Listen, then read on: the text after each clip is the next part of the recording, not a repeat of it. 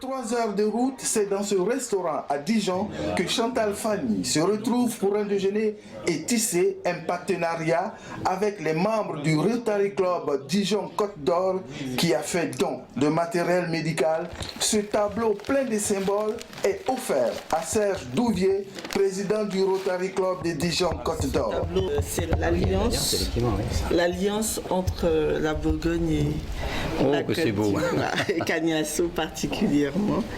Et nous espérons que ça va produire assez de plantes et qu'on pourra en profiter et faire vivre les autres avec. Et merci beaucoup.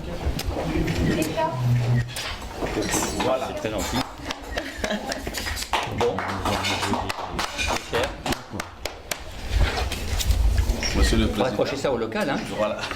Déjà, je suis très content d'avoir été en contact avec Madame Fanny. Et puis, j'espère qu'on aura l'occasion de mener des actions communes avec la Côte d'Ivoire, dans le domaine, entre autres, de la santé, puisque c'est mon domaine. Et le Rotary, donc Côte d'Or, espère pouvoir effectivement participer activement à ces actions. Un autre tableau a été offert à ce Rotarien. Et ce n'est pas tout. Il y a cette splendide statuette. Ravi, il exprime ses sentiments. Merci, c'est le cœur. Ouais, c'est ça. Merci. Tous les hommes vous embrassent. C'est tous des bonnes choses. Infatigable, Lelu vient rendre visite à Patrick Tapi, président d'honneur PME Bourgogne, une personnalité dans la région qui l'écoute toute suite pendant qu'elle évoque les difficultés auxquelles elle est confrontée dans sa région, notamment le manque de matériel à l'hôpital. Mais on a les médecins, on a les infirmiers, on a la sage-femme, on a le dentiste, mais il n'y a rien. Ils sont là, ils se tournent les pouces. Pendant que Draman Sissi, qui a été la cheville ouvrière de cette rencontre, prend de notes, le président d'honneur fait la proposition suivante.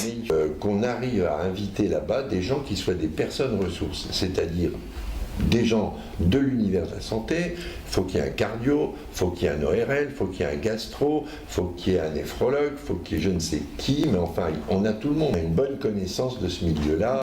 Ce tableau que tient le maire, comme les autres précédemment offerts et venus de la Lagune Ébriée, a été peint par un artiste originaire du Burkina Faso installé à Abidjan. Elle l'offrira au président d'honneur en lui expliquant la signification subliminale de ce chef-d'œuvre. La base est un arc.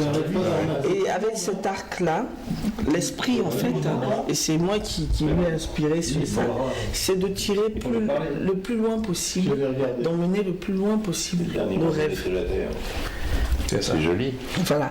Alors donc, vous voyez, donc on va tirer l'arc de sorte que notre rêve, notre espoir aille le plus loin possible.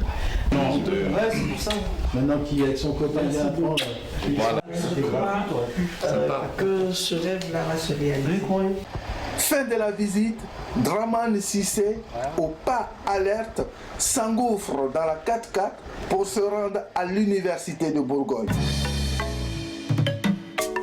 En compagnie du docteur Jean-Loup Cornaéré, qui est le consul honoraire de la Côte d'Ivoire en Bourgogne, et Chantal Fanny, qui sera reçue par Evelyne Colli, directrice des sciences de santé à l'université de Bourgogne. C'est la fin de la visite. C'est nous qui vous remercions de votre visite. Voilà, très bien.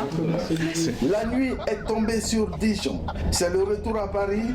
J'ai rencontré des personnes qui ont un bon fond et qui ont eu un besoin d'aide. Il suffit d'avoir la bonne clé pour ouvrir la bonne porte. Et quand la porte est ouverte, vous avez comme on dit, la caverne d'Ali Baba.